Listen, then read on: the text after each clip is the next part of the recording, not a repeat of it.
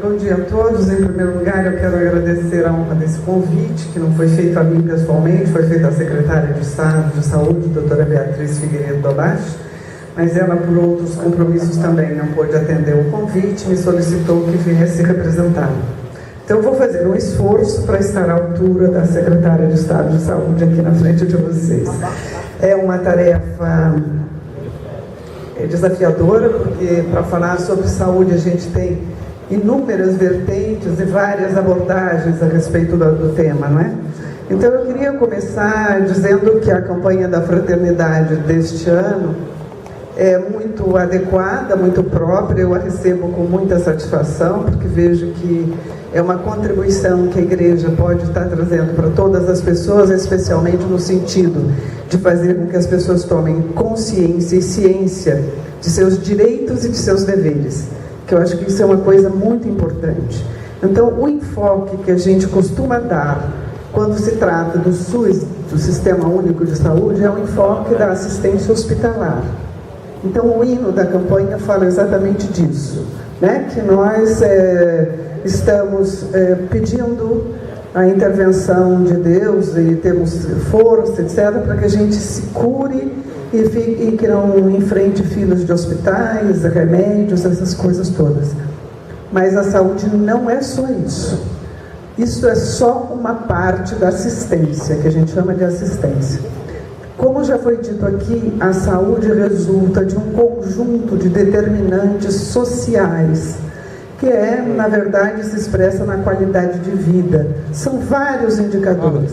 Então, nós temos algumas questões que dizem respeito ao nosso comportamento enquanto pessoa, enquanto cidadão.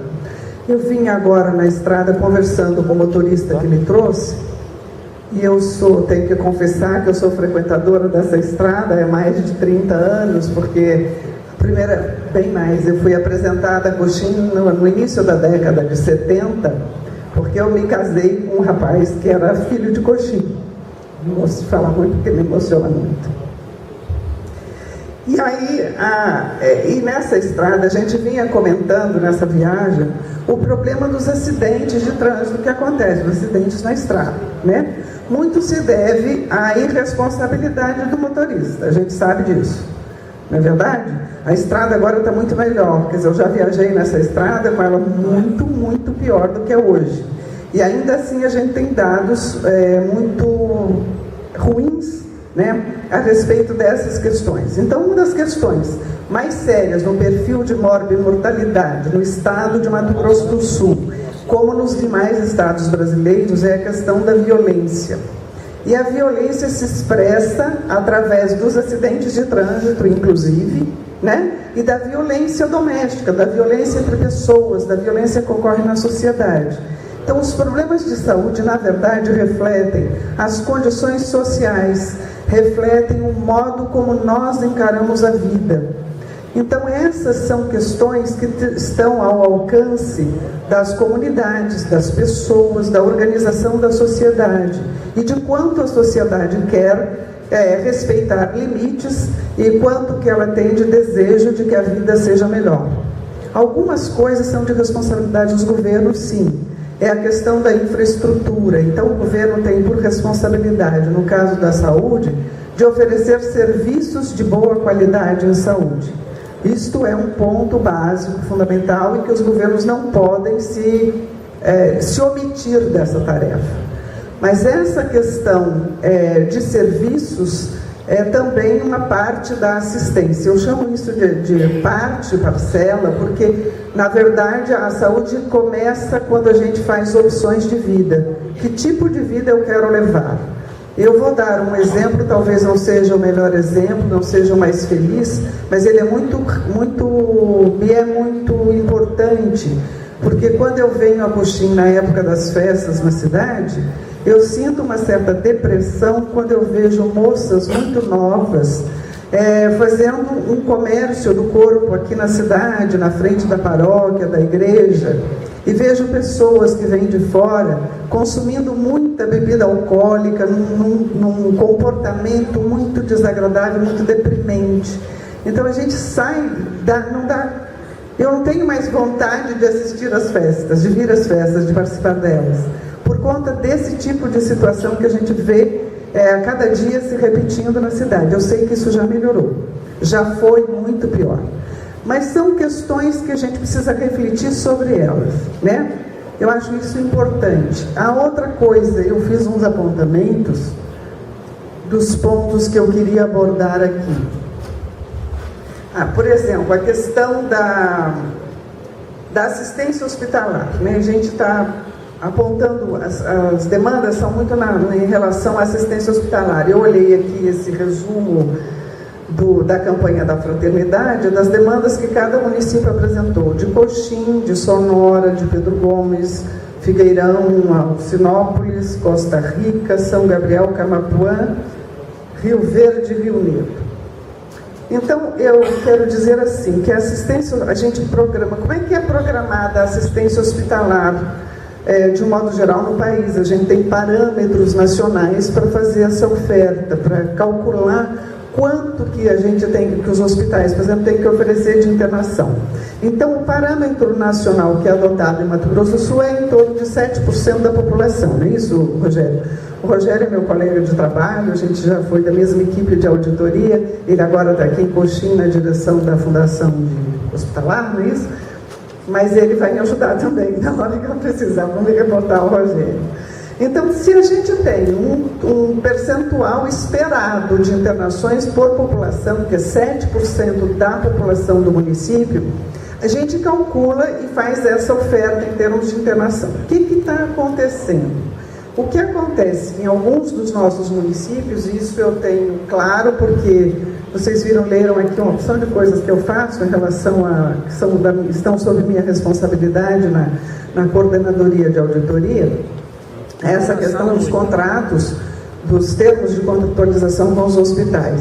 O que a gente observa? Que grande parte das internações que ocorrem hoje nos hospitais em Mato Grosso do Sul são internações sensíveis à atenção básica. O que isso quer dizer? Que são problemas que poderiam ou deveriam estar sendo resolvidos na atenção básica, isso quer dizer, nos centros de saúde, e acabam se agravando por falta ou de atendimento ou por falta da população que não frequenta a unidade antes da instalação da doença, né? E acaba batendo na porta do hospital e lá, na condição em que ela aparece, acaba tendo a necessidade de internação. Mas são problemas de saúde pública que não deveriam chegar ao hospital, deveriam ser resolvidos na atenção básica, que a gente chama. O que é a atenção básica? A atenção básica é um conjunto de serviços que os municípios oferecem, é responsabilidade do município, e que estão dentro das unidades básicas de saúde, que funcionam com as equipes de saúde, com as equipes de saúde da família e com os agentes comunitários de saúde. Então, tem um leque de procedimentos, de consultas, de atenção básica que tem que ser resolvidos nesse nível da rede assistencial. E quando a gente fala em hospital também, não é possível pensar no hospital isolado da rede de atenção. A rede de atenção inclui desde as equipes de saúde de família, agentes comunitários de saúde, os postos de saúde, as unidades que a gente fala de média complexidade ou de centro de especialidades, e por último seria o hospital. Então, o nosso último recurso em saúde deveria ser a internação, né? Mas isso há alguma inversão aí de prioridade nessas questões. Nós consideramos também que a porta de entrada para assistência em saúde não é unicamente o hospital, pelo contrário, deveria ser mais nas unidades básicas e nos hospitais em caso de urgência e emergência. Por exemplo, a pessoa se acidentou e não vai, claro que não dá para ir para uma unidade básica, tem que ir para um hospital. Ou a pessoa teve uma urgência, uma dor grave, alguma coisa que não tem solução, que não está na hora de funcionamento, está fechado o centro de saúde, ela também pode ir para o pronto-socorro ou para uma unidade de 24 horas, uma unidade de pronto atendimento. Enfim, o SUS é organizado de modo que possa oferecer um leque de serviços e atender as pessoas nas suas mais diversas situações. E também é verdade que a gente não tem isso 100% implantado, né? Por isso a gente fica tem a percepção de que as coisas às vezes não funcionam como deveriam, quer dizer, não funciona como deveria. O perfil de mortalidade, então, de Mato Grosso do Sul, que eu já tinha me referido, tem muito a ver com a questão da violência, são os acidentes, os traumas, os politraumatizados que batem a porta dos hospitais. E não sei se vocês tiveram oportunidade de ver, mas houve uma entrevista com o chefe da ortopedia da Santa Casa de Campo Grande, que é o hospital de referência em trauma, praticamente para todo o estado, ele dizendo que, mesmo que ele tivesse o dobro de médicos ortopedistas na Santa Casa, com todos os equipamentos requeridos, com uma capacidade instalada 100%, ele declarou que não haveria possibilidade de atender 100% da demanda como a gente deseja.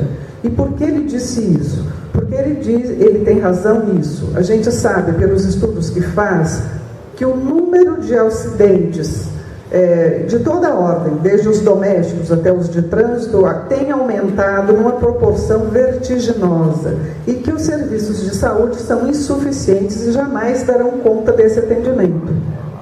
Vocês podem saber mais tranquilamente sobre isso se vocês olharem as ruas das nossas cidades. Há um incentivo a que as pessoas comprem motocicletas e carros. As motocicletas e os carros são armas nas mãos de algumas pessoas, que não estão preparadas para dirigir, para pilotar moto, etc.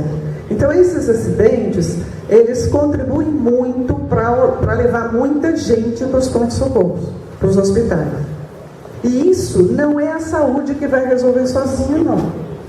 Quem precisa resolver isso primeiro é a pessoa reconhecer que ele é cidadão e que ele tem deveres. E segundo, há outros setores da administração pública que também estão responsáveis por isso.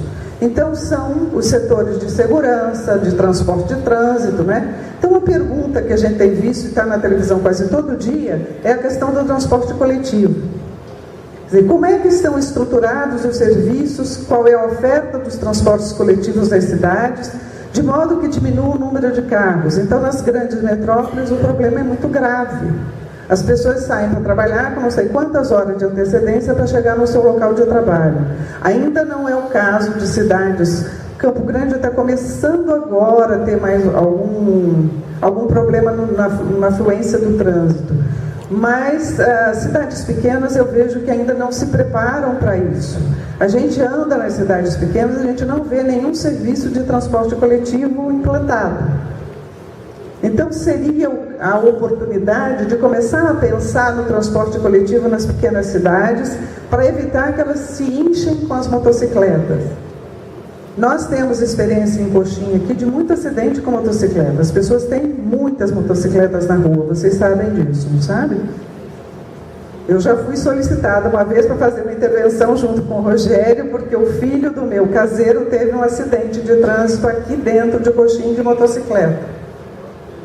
Então, essas coisas já estão presentes e a cidade não dispõe de um serviço de transporte público, de serviço coletivo. É preciso pensar nisso. De outro lado, as doenças crônicas e degenerativas. Dentre essas doenças crônicas e degenerativas que nós temos, tem muitas doenças relacionadas a doenças cardiovasculares relacionadas à hipertensão, diabetes, tabagismo.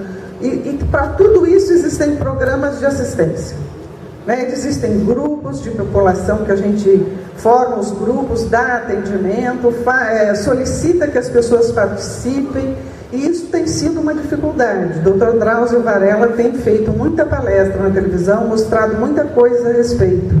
Outro dia eu li um artigo dele dizendo que o cigarro talvez seja a droga mais nefasta, mais nociva à saúde das pessoas. Ele diz que não existe droga mais nociva do que o cigarro, porque o cigarro produz não sei quantos milhões de mortes por ano e as pessoas não se dão conta disso.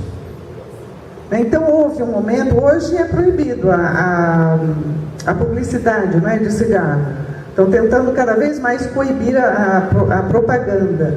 Mas antigamente, quando eu era mocinha, isso era muito comum.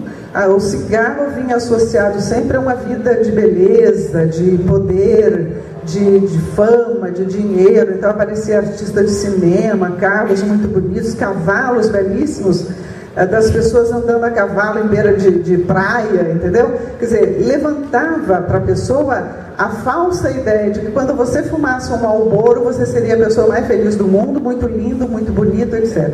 Então, felizmente, isso a gente está conseguindo tirar da propaganda. Como estamos trabalhando agora para que evitem a propaganda de guloseimas para crianças na televisão, né? Que isso é um outro problema da alimentação com relação à presença do diabetes, o aumento do diabetes no país. A gente já sabe que o diabetes hoje é uma doença que tem proporções enormes dentro da população e não é nenhum lugar, a gente não pode dizer que isso seja uma doença só de determinada camada da sociedade, porque o acesso à comida hoje no Brasil é muito mais fácil do que há 40, 50 anos atrás. E as pessoas, com a questão de terem que trabalhar, as famílias trabalham, todas as pessoas têm um trabalho fora de casa, a opção pela comida pronta, pela comida comprada pronta, inclui muita fritura, muita gordura, muita manteiga, que são as comidas que são mais facilmente conserváveis, né, os enlatados, etc. E daí, então é um problema mesmo da sociedade, é um problema de como é que nós vamos resolver isso, como é que nós vamos fazer o enfrentamento disso. É a questão da alimentação, é a questão do exercício físico, né, da atividade física que é preciso fazer. Elas estão ligadas e são determinantes para a ocorrência desse tipo de patologia no meio social, com as pessoas. Então, é a questão do diabetes, a questão da hipertensão, o fumo, o tabagismo, o alcoolismo também é outro problema, além das drogas ilícitas. Né, que o consumo de drogas está presente, o crack está presente em todas as situações, em todos os lugares. A gente não pode dizer que existe um município pequenininho que não tem droga. Tem. A gente sabe que existe, que está presente.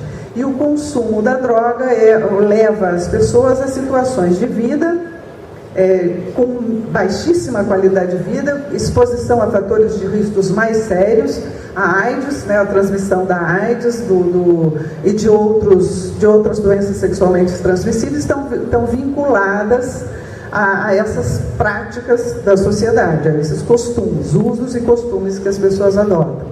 Então, parte dos nossos problemas se deve também a uma questão de educação.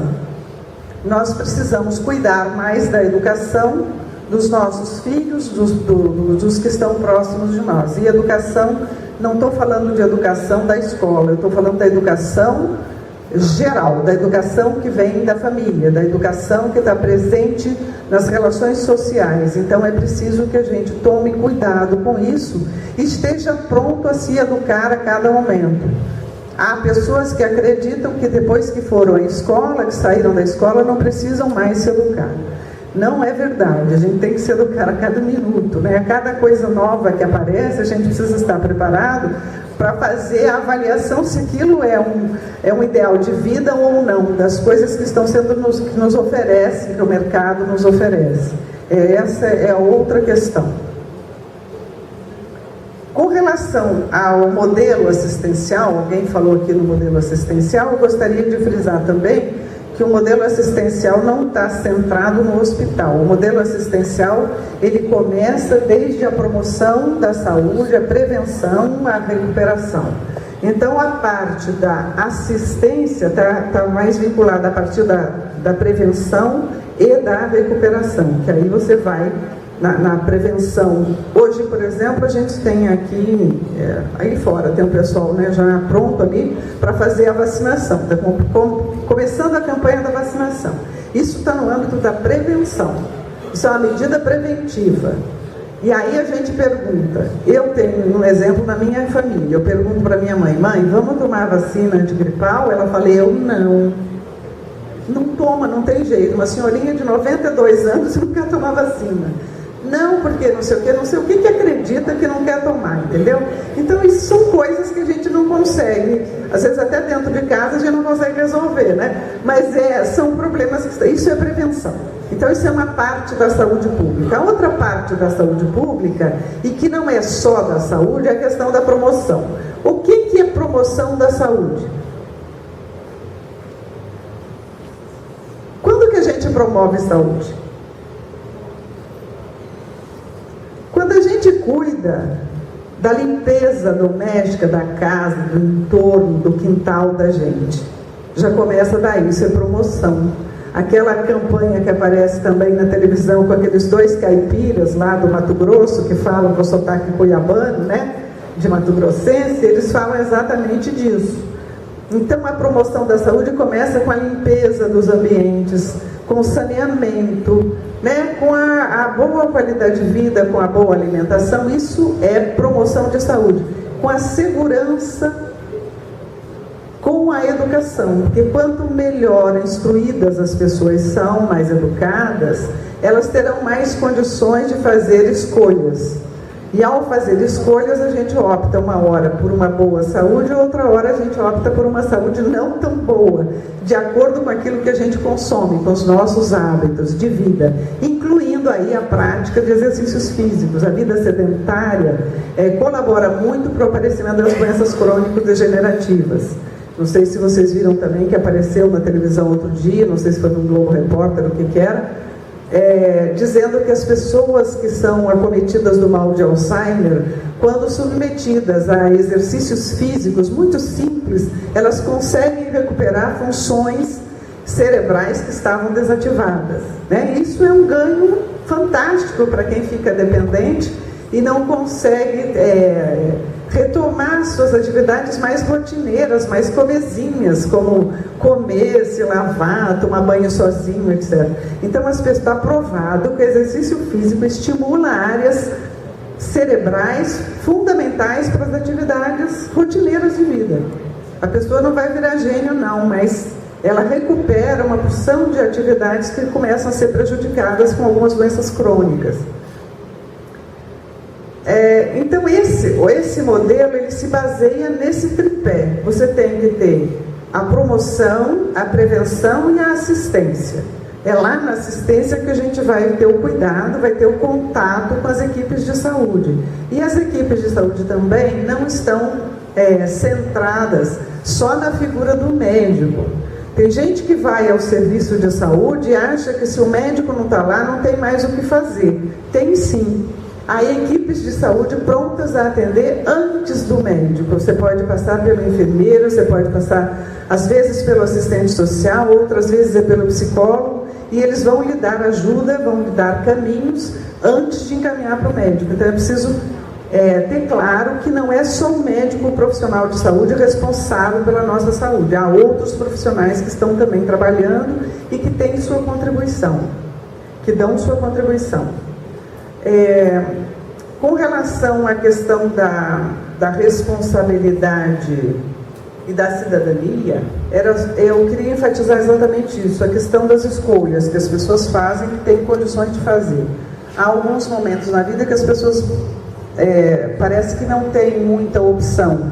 Aí, nesse caso, com certeza, elas precisam da ajuda das políticas públicas, precisam das políticas assistenciais, precisam das bolsas, das diferentes bolsas e tal, mas isso deveria ser um estágio só durante um certo período, até que aquela pessoa tivesse condições de assumir ela mesma a responsabilidade pela sua vida, pela sua sobrevivência.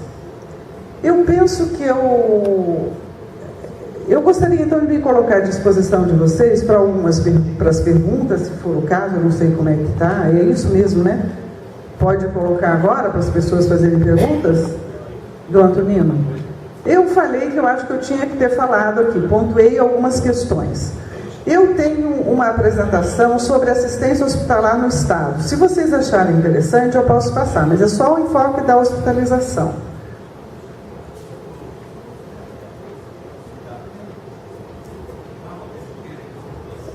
Certo, então tá. Eu me coloco à disposição. Se vocês tiverem algumas questões, alguma pergunta, dúvida, eu fico à disposição. Não vale pergunta difícil, tá? Não sei responder.